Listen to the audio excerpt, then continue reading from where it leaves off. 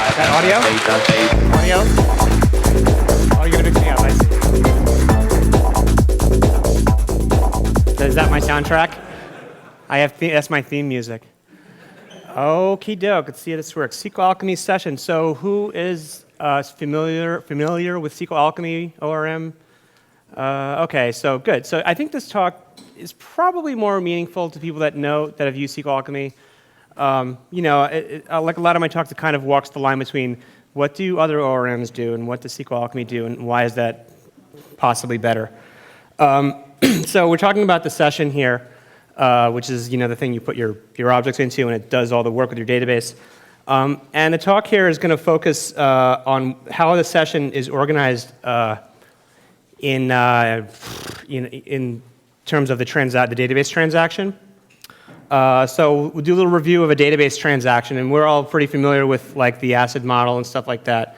Transaction, here's my quick 4 bullets on that, 4 bullets. Primary system employed by relational databases for managing your data. It's a pretty generic statement there. It kind of provides a scope around a bunch of operations with things that we like.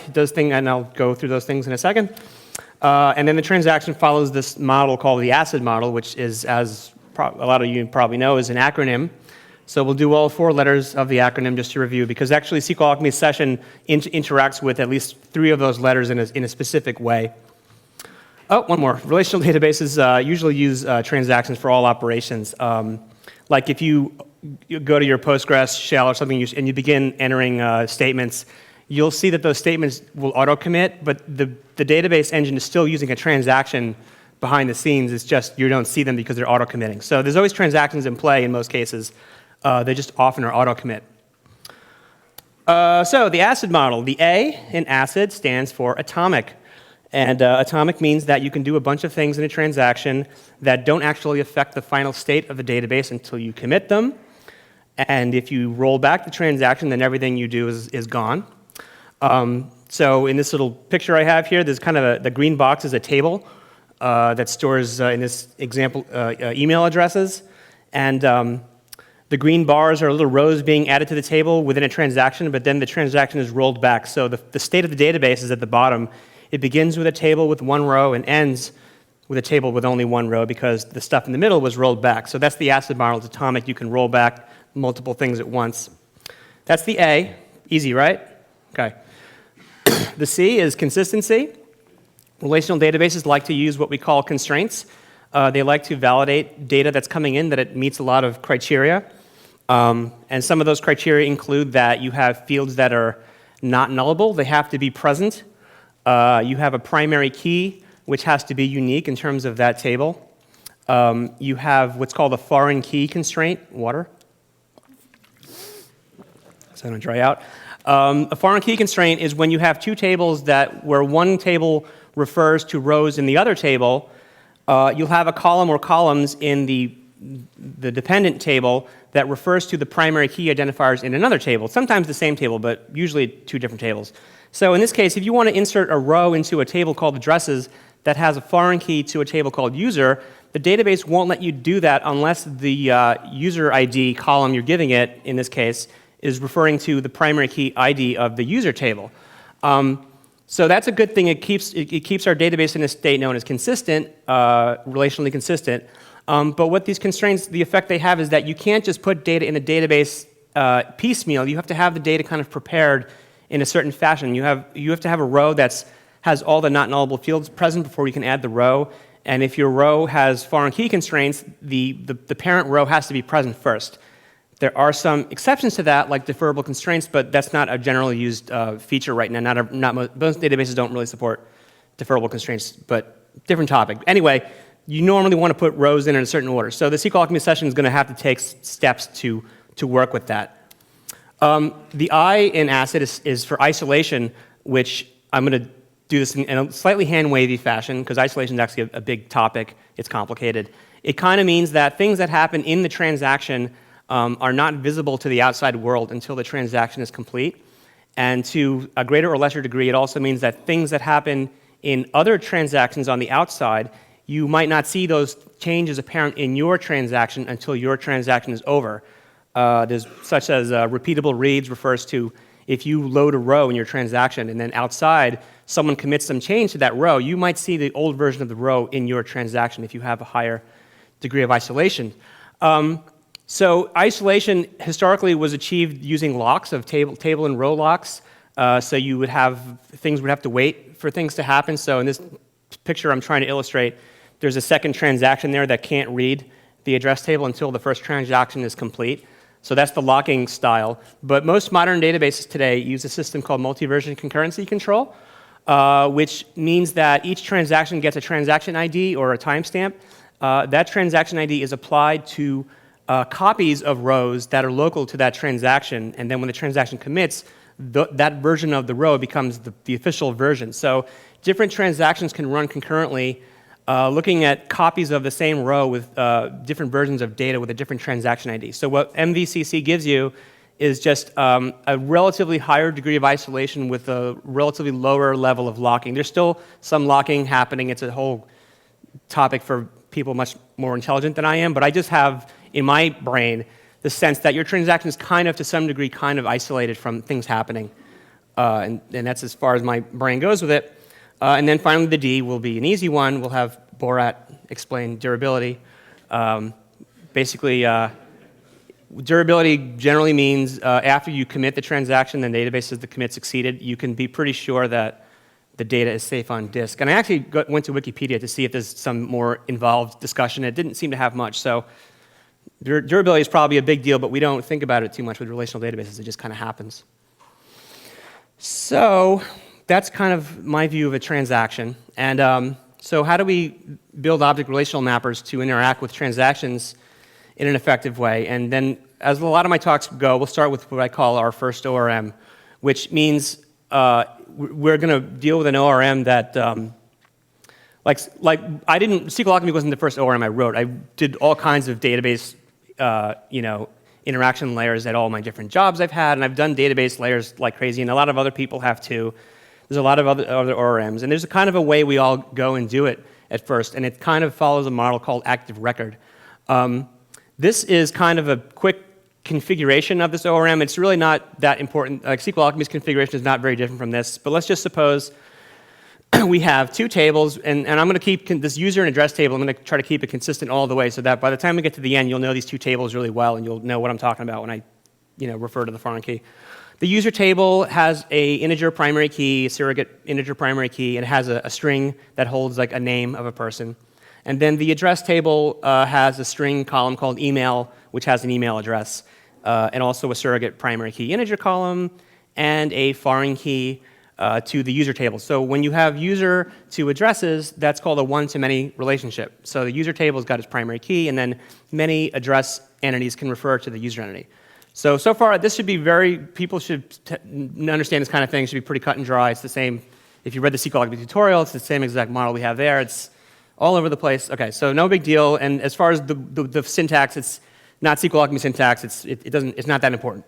The point is, when we have objects like user and address objects, the persistent side of this, in my view, ActiveRecord means that the object that you've declared as a mapping to a table is also the persistence interface to the database. Meaning, if you want to talk to your database, you first figure out which table you want to deal with, like the user table.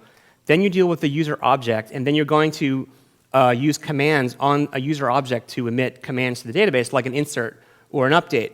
So say here we make a new user object with name of Ed Jones, and then we say user1.save. Can people see the code there also? Because it can't see the code. It's going to suck because there's a lot of code. Well, you can see this. You can see there's 4 lines, right? There's 6 lines and 7 lines. So the first line, wow, you guys can't see it. That sucks. The first line here is basically we're making a user object, and we say user1.save, which emits an insert statement immediately. And then we have we change the name, and then say .save emits an update statement. So it's just like save, insert, and then if we do a delete of an object here, you get a delete statement. So it's kind of like one-to-one. As soon as you tell the object to save, it corresponds to what we call a DML statement, data modification language. So even though you can't see the code, you kind of know what I'm saying, right? All right. All right. So anyway, let's suppose in this blurry thing you can't see there's some operations with a user object in the middle. If we want to have a transaction, like say we want to do several operations at once and have them in this atomic unit that we like so much, our first ORM has a global variable called transaction. And this is a pattern that I've seen a lot. I used to do it. SQLAlchemy still has some dark corners that can do this kind of thing for you, but we don't recommend it. You can make basically this global transaction that says transaction.begin, and then you work with your user and address objects. You do save and delete, and it'll emit all these insert update statements. And then you say transaction.commit, and that'll commit the transaction. It's a reasonable system. There's no explicit linkage between the transaction and the objects we work with. There's basically a thread local. Do people know what a thread local variable is? Basically, it's like having a global variable, except other threads won't get in the way with your global variable. So it's a way of sharing state between two different systems without passing variables along to call. So basically, the transaction is global. The user object, when it says .save, will consult this global transaction, and then it kind of works. So that's kind of the first ORM's approach to transaction demarcation. So also with this system, because the user class and the address class are kind of by themselves, there's no coordination between different instances of objects that are loaded from the database. The system by default works in auto-commit. There is no transaction by default. So really when you say, user get ID number 5, you get a user object with primary key number 5, and then someone else gets user primary key number 5. There's no relationship between those two operations. They're not necessarily part of the same transaction. The two operations will return a different instance of the user object with the same data from the database, but they're independent. So if you modify the state of one of the objects, you won't see that in the other object because the other object has no relation to you at all. And vice versa. So then what happens is you can actually modify state in memory that doesn't match the database, but then also doesn't match itself in memory. It's not consistent. Now, we'll go, I feel that there's some problems with this, which I'll lay out in, I think, the next slide. All right, so let's wrap up ActiveRecord persistence. Someone else writes these talks for me, I just read them. So now, okay, ActiveRecord persistence, just to wrap it up. So now you can see these letters, I'm hoping. Okay. The means of persistence is provided via the interface of each individual mapped object, like object.save, object.delete. Objects aren't coordinated on a particular transaction by default. It's auto-commit is the default. The objects don't have any connection. There's no reconciliation of identity. They're basically islands onto themselves. And persist operations are immediate. So if you say save or delete, you'll get an insert update or delete immediately. So the issues with ActiveRecord, now all of these issues, the examples here, which you probably can't read, are a little bit contrived, and none of them are things that you can't overcome in ActiveRecord, but they're things that I think we can do better than. So for example, this example is showing two different functions that deal with a user object. One of them loads a user with primary key number 5 and changes some field on the object, and then the other function loads that same row from the database and then makes a decision based on the change that the first function created. So there's the dependency between these two functions. You need to call the second one second, and you need to call user process 1 first, and then the other one second, so that the state that you expect happens. But because both of these functions are hitting the database to get the row back, that's not all we need. These also need to coordinate on the database, because when user process 2 runs, he's not going to know the change that user process 1 created unless user process 1 also emits an insert statement. So what we're saying here is that if two different functions want to query the database and pull up some state, if one of the functions is changing the state of objects, that function has to make sure he pushes the changes out to the database first before the second function can get that information. So it kind of adds this dependency that we may have to make sure that if you're doing two separate queries, you have to coordinate on the database at all times because there's no other coordination between these two objects. And this is not something that we can't work around. And if we know it that we didn't save this object, so we have to make sure we save it first before we go to the next function. It's not a big deal, but there are ways to make it so that we could coordinate in memory and not have to worry about that happening. So this is kind of an issue with ActiveRecord in my view. Another issue with ActiveRecord is that because we're emitting these insert, update, delete statements immediately, remember I talked about consistency. There's kind of rules in the database's point of view as to when we can emit statements and in what order. When we have to emit those statements manually, we have to make sure that we push the statements out in the order that the database expects. So this code, which is probably a big blur to you, because I had a lot of code in my slides for this one. We're reading a data file that has information about users and addresses, and then we're kind of copying that data into user and address entities and persisting them. When we write the code, if we're getting the data in not the same order as what the database expects, we have to make a lot of decisions in our code as to when we push the statement out for the address, when we push the statement out for the user. We have to make sure that all the user rows are inserted because the order in which statements get sent to the database is actually something that we can predict. It's not like we have to guess. So basically, when ActiveRecord means that we have to push out insert update statements immediately, we have no way. Well, we have to manually figure out which statements go where. So this slide is trying to show that it just complicates our code, adds more work that we have to do that maybe we wouldn't want to do. ActiveRecord, because when we load rows from the database, we don't necessarily have any transaction in play. It's auto-commit. There's no real easy way to figure out when an object is stale. If you have an object here, like the first blur up there says that we're loading user ID number 5 and changing his name to a new phrase and emitting an insert statement. And then the second part of the code here is loading that same row from the database and changing the value to something else.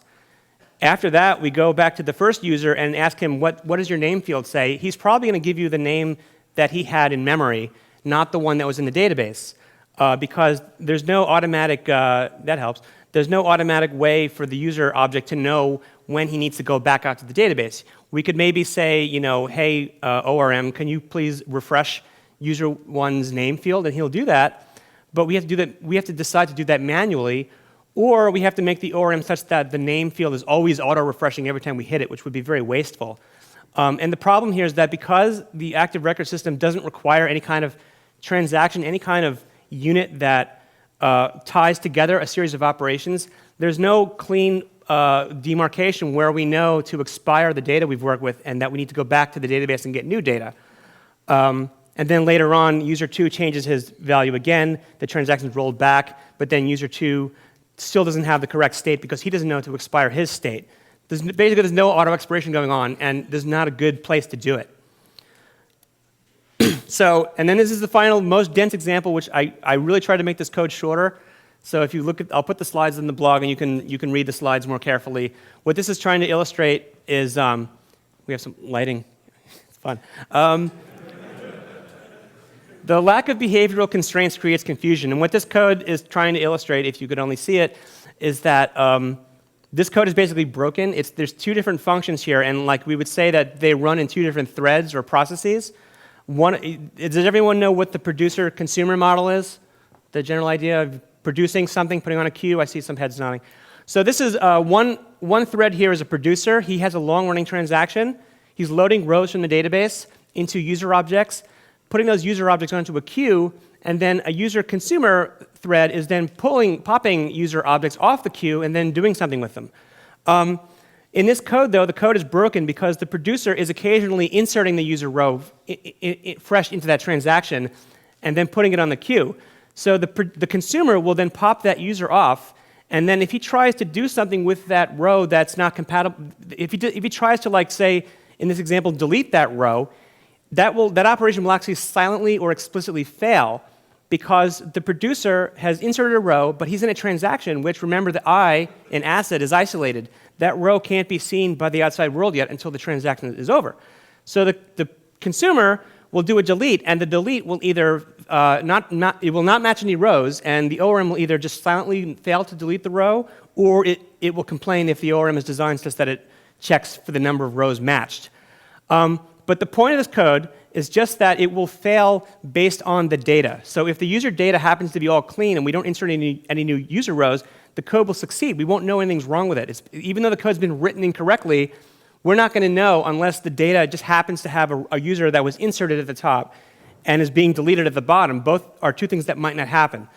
And that's because the ActiveRecord ORM here is really not trying to help us at all by saying, hey, this user object is actually from a different transaction. And you're not really telling us that, so it has no way to know. So this is a problem, a more intricate issue with ActiveRecord. So, given those issues, and I'm hoping at least some people can see that they're somewhat issues if you fit them yourselves. The session solves all of those issues. All right. Great, I got a laugh. Great. You didn't laugh at Borat, but I got this one. All right, so so the session strategy is, what is it start? So first of all, we're going to say goodbye to auto-commit. Explicit transaction is always present. So I'm hoping, I'll show you this some more, but from those examples, maybe you could see that the fact that there wasn't a transaction necessarily present was kind of hurting us. It wasn't giving the tool a clean way of knowing how it should be coordinating things. The session maintains a set of transaction state in a cache. And this state consists of rows. The rows are rows that we know to be present in that transaction. A row is typically only present in the session if it was selected from a select statement or inserted in the span of that transaction, meaning that every row that we deal with as a row, we know that the database transaction knows about it. We don't accept rows from, with exceptions, we generally don't accept rows from the outside world because we're dealing with this transaction here. We know nothing else about anything else because we're assuming that we're isolated. So when an object, like your user or your address object, is associated with a session, they're not like these freestanding dictionaries of stuff. They are, but meaningfully, they're actually proxies for rows in the span of that transaction. And that's really the only meaning that they have to us. And if there is no transaction, those objects are essentially dead to us until they associate themselves with another row in another transaction. And they're also represented uniquely on primary key identity. So if you have a user ID number 5, there's only one of those present for that session. And then changes to these objects, if we have user address objects and we make changes to that dictionary, those are pending changes. We're going to push them back out to that same transaction using a pattern called unit of work, which is going to handle the details of. So some pictures, now you can see a little better. The object as row proxy. An object is said to be persistent when it acts as a proxy to a row present in the transaction. And this row is normally always known as the result of a select or an insert. So in this diagram style, the dotted line box in the middle is the transaction. So I put a copy of the address table in there because the multi-version concurrency control really makes it as though there's like a copy of the address rows that we care about in that middle zone. So the red box is the SQLAlchemy Session. It only deals with the transaction box in the middle. It never really talks directly to the database's physical storage. We're always seeing the world through one transaction at a time. When there's no transaction present, we've committed or rolled back, that box goes away. The green address objects in our session on the left side are basically expired. We know they're still objects that represent what was once a row in a transaction, but now they're expired. We take all their dictionary contents and clear it out.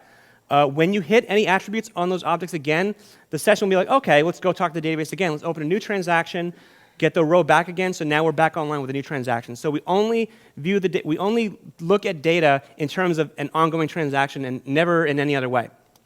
An object that's outside the session, like a brand new object we're going to put in the database, is called doesn't correspond to a row yet. Does not correspond to a row yet. Is said to be transient, and an object inside of the session but not yet corresponding to a row. The flush hasn't happened yet. Is said to be pending. Another state that we won't talk about too much here is called detachment. If you have an object that represents a row but it's been pushed out of a session, it's said to be detached. It's useful for caching, but not much else. And then the unit of work pattern, this is kind of my excuse to use a lot of colors. The unit of work pattern lazily flushes only those rows and columns that have changed, ordering its operations in order to maintain consistency. So I shouldn't spend too much time on this slide because I'm going too slow. The red box, the session has some objects, users and addresses that are in the dirty list, like changes to be flushed, brand new objects to be flushed. The unit of work organizes the work to be done in terms of buckets, and then it sorts the buckets in terms of which tables need to be affected first, which ones second, and then it pushes the rows out to the transaction. So we're just moving from left to right. Data's moving from left to right, pushes the rows out to the transaction in the correct order, and then when the transaction commits, the data will be pushed to the database. And if I get all the way through the end of this talk, you'll see an animation showing some of this at work. So hopefully that'll be fun if we get there. Okay, so where did the session come from? How did I know how to do this? I read a book. I read a book called Martin Fowler's Patterns of Enterprise Architecture. It's a great book. Originally, we looked a lot at Hibernate for Java, which has an object called the session, which is actually similar to the SQLAlchemy session. The Hibernate session is also adapted into a specification called JSR 220. which a lot of very intelligent people spent a long time really thinking how this session model should work. And then also SQLAlchemy itself, our original session model was a little bit loosey-goosey. We learned a good lesson on how to make it much more strict and correct by looking at the Storm ORM for Python. So Storm ORM is not a very widely used ORM. It's very simple. It doesn't do nearly as much as SQLAlchemy does, but they have a very good transactional model, and that's, I credit Storm for showing me, okay, that's how to do it. Great, so credit them. So watching the session solve all of those issues. So we'll go through all the same blurry code you couldn't see before in terms of the SQLAlchemy session. Objects are stored in an identity map. So if we have two different functions calling up user ID number 5, we get the same user object back each time from that session. And the key here is that these two functions, unlike the previous ones, are accepting an argument, which is the session. So instead of having to pass objects around to different functions who need to coordinate on some object, we pass the session around between different functions, and that means that we're actually coordinating on the operation, not just objects. So the session really represents the operation in progress, and it's like a context, and it makes it easy to just do whatever we need to do, and it's all in terms of this one session, which then coordinates all the identities. So we don't have to worry about rows not being flushed out to the database yet in most cases. We can deal with them in memory. The unit of work will transparently flush them out as we need. So we have basically less things to worry. We have to worry about the session. That's this new thing. Oh, a session, where do I do it? Where do I make one? But once we get over that, there's all this other work that we don't have to do anymore because the session is coordinating our activities. The unit of work pattern aggregates changes and emits as needed. So in our data file example, we just add objects to the session as we get them. We don't worry about, in most cases, about when they get inserted. It doesn't matter. The unit of work will basically flush every time right before we do a query. It'll flush what we have pending. So it doesn't remove the need to sometimes worry about the order of things, but it makes the process much easier. We just occasionally have to maybe flush out to the database, or we can just let this unit of work totally be automated and just say commit, and everything will be flushed for us. We don't have to deal too much with the ordering of statements. The unit of work will do that for us. It becomes a much more coarse-grained activity, less things for us to worry about. Data is expired when transactions are ended, so there's no stale data. And so because we're making you decide when your transaction ends, like we're making you decide where your session is, who's coordinating on that session, and when is it going to be committed or rolled back. You, the programmer, have to do that job. You give SQLAlchemy a lot of good information as to when it should be expiring the data. So in this case, if we have two different sessions, both dealing with the same row in the database in two different transactions, the first session makes a change, the second session makes a change. We go back to the user object from the first session, and he says, well, my transaction was committed, so I know that I've been expired.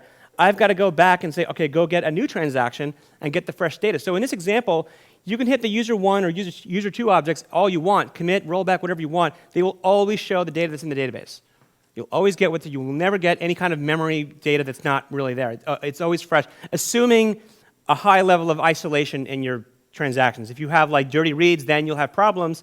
But we're assuming that you've worked things out so that your isolation level is high enough to meet the kinds of concurrency that you're dealing with. So objects that are, and then finally, this is the more strict usage patterns. In our example of the producer-consumer, when we try to take a user object from one long-running transaction, put him on a queue, and have the second transaction read him back, if we take the user object from the first transaction, the second function will reject it out of hand. He'll be like, hey, this user object is not from my transaction. He does not proxy a row that I know about. So he will reject it out of hand, and this code will fail always. It won't just break when the data is a certain shape. It's going to break in all cases because we're doing something bad. And because the session is there, and because we have explicit transactions, the ORM can make better decisions as to, hey, you're doing something that you shouldn't be doing. So more rigid structures here means that we have less chance of doing things incorrectly. Does that make sense to any? Yeah? All right. So I'll just note that Zed Shaw thinks this is totally wrong. He basically thinks I'm stupid because he doesn't like that. So part of my motivation here was to show this is why it works that way. Okay, so and then we're at the live session demo. Okay, so what I did here, because I wanted to just show graphically, because I've been dealing with this session thing for like 7 years now, I see it in my head. So I wanted to try to do something that could show you what it looks like in my head. So it's going to be a graphical thing.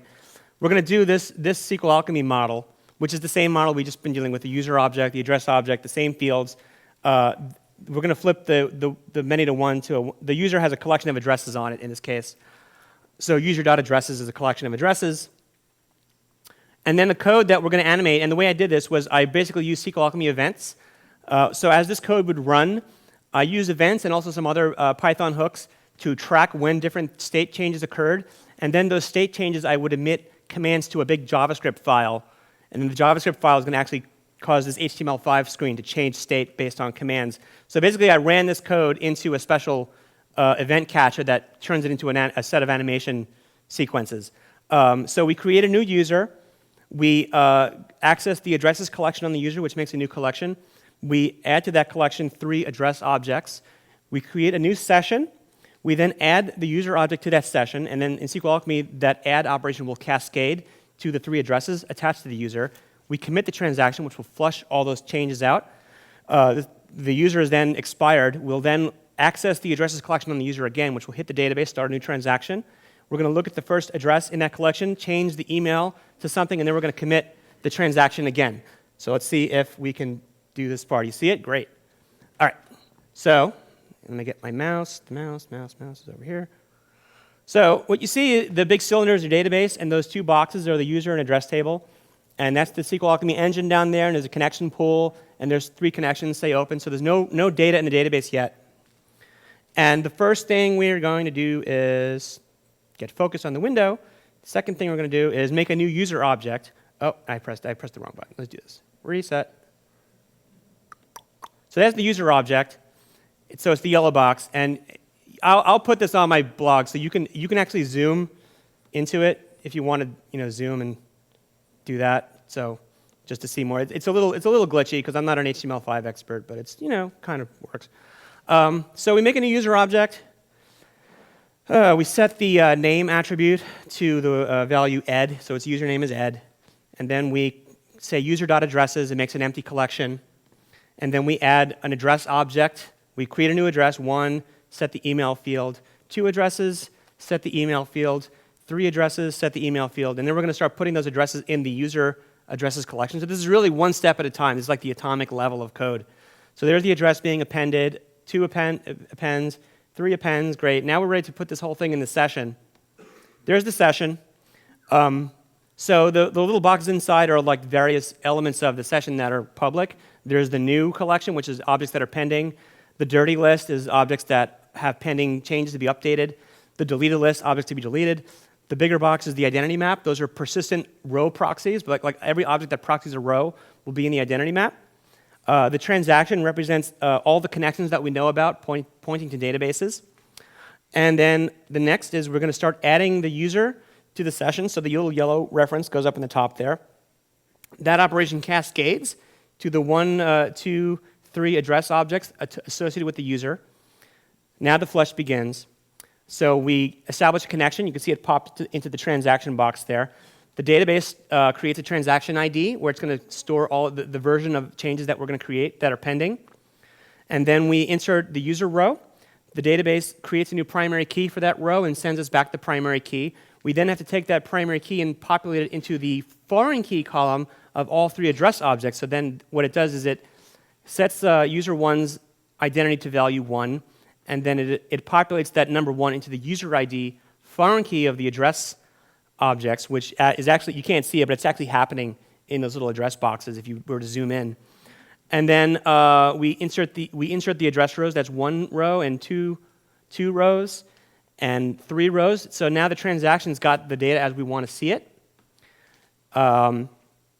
We then move the objects that are in the new collection to the persistent collection. They're now proxying to rows that are in the transaction. And then the flush ends. The snapshot is committed. The transaction goes away. The data we just had there moved to the right into the permanent storage. It's basically durable. So Borat at play. And then we expire all, there's no more transactions, so we're going to expire all the data on all the address and user objects. Because we expired the addresses collection on the user object, it so happens that the 3 address objects are going to be garbage collected by Python, using reference counting. And then the connection is removed, and then the transaction ends. The session, because it always is in a transaction, starts a new transaction, but hasn't actually talked to the database yet. We're now in the dormant state again. So now we're going to do the next operation, which is going to say user.addresses. Up, let's reconnect the database. Let's go get the transaction. Let's go get the user table back. Let's get his row back. And let's get the addresses collection. Select star from addresses where user ID equals 1, and we get those 3 address rows back into the span of our transaction. So again, these rows, we know about them in a transaction again. We create proxies for those rows. So there's address row 1, 2, 3. And then we want a user.addresses, so they go back into the user addresses collection. And they go 1, 2, 3. So now we're back to user.addresses. Then we modify the email state on address 2. And then that has the effect of the address 2 popping up into the dirty list there. That's a pending change to be flushed out. Flush begins. We do the update statement. The row changes. The flush ends. The snapshot is committed. And then we expire all the attributes again. And then the garbage collection occurs again because user.addresses is not strongly referenced anymore. And connection turns off. And then the transaction ends. And a new transaction in case we do another operation. And then in this example, I think the user is garbage collected. And that's the end of it. And then if I just do start, you can kind of just see it happen. And it's kind of like watching like Christmas lights.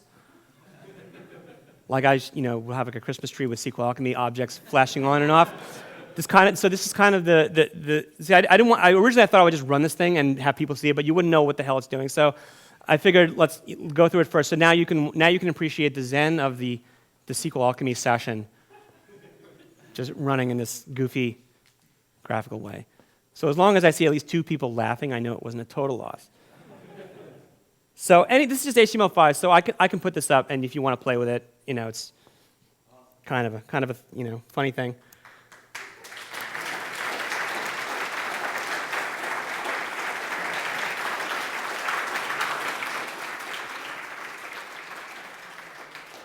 So we do questions? I'm assuming that microphone would be for questions. Hey, so with the unit of work pattern, how do you maintain your sanity if you're reordering how statements flow? So the question is how you maintain your sanity with unit of work if you're reordering your statements? Mm-hmm. Well, why would you need to reorder the statements beyond what the deterministic? Because basically the unit the unit of work is going to basically look at the statements to be emitted. It's going to sort them for you into the order that the database expects. Okay. So it's built to work with the normal constraints of the database. So if you have a user and address rows, it will always make sure for the insert side, it'll insert the dependee row before the dependent row. And then on the delete side, if you're deleting all the address and users, it'll delete the addresses first and then delete the users. There's a lot more going on if you do updates and other things, but that's the simple version, is that it's going to make sure to as much a degree as possible to do the instructions in the correct order. Okay. That's the basic idea. Okay. And is that pretty consistent across all databases, or all databases are all ultimately the same thing. They all have the same foreign key constraints going on, so it's all the same insert, update, delete statements. They all speak the same language. Okay. So it all works out. Cool. Yep. Would it be able to extend that concept of session across multiple databases, like when you have shards? Right. So when you look at so the question was, can the session concept extend to multiple databases, right? So if you go here, I'll go here because I'm the one with the mouse here. So you have this box, this transaction here, and then when you connect to the database, it puts one of these database connections in that box, and that's what we're talking to. If you had another database here, and then you started talking to another database, it would put another connection in the same box. So the session transaction is a collection of database connections, one connection per database backend. So what you can do with SQLAlchemy Session is you can orient it so that different classes go to different databases, which is called vertical partitioning. Mm-hmm. And there's a more sophisticated system that you can use to make different rows go to different databases called horizontal partitioning. So horizontal partitioning is hard to do because it's tedious to figure out which rows go where, but it can be done. Another approach, sometimes it's simpler just to use 2 different sessions, depending on how your app works out. But yeah, the session will very easily vertically partition. Cool, thanks. Yeah. Hey, do you support different transaction isolation level? Support different? Like isolation level for transactions, such as read committed, right, read. Okay. Yeah, so the question is, do you support different isolation levels? So SQLAlchemy deals with the database through, get Hello Kitty back, Yeah. deals with the database through a Python system called the Python Database API. And the Python Database API is the system that we use in Python to talk to relational databases. And the DB APIs usually have some kind of features or options to modify the isolation level. And sometimes in some database backends, we just emit a statement like set isolation level to be X, Y, or Z. So SQLAlchemy can change the isolation level, but the workings of the session are built around the assumption of a highly isolated environment. So if you have things like dirty reads or something like that, and you want to actually work with dirty data, you can, but you need to be explicit. You have to go in your session and say, hey, this user object is going to see some uncommitted data somewhere else, and I want to actually see that. You can expire that object so that it'll go back out to the database. So the session is automated in terms of a purely isolated transaction. And to the degree that your transaction is not isolated, if you set the isolation level lower and you want to work with current transactions that are not isolated, you can manually expire objects so that you see it. So there's a path. It's not as easy, but there is a path to that. Yeah. Thanks.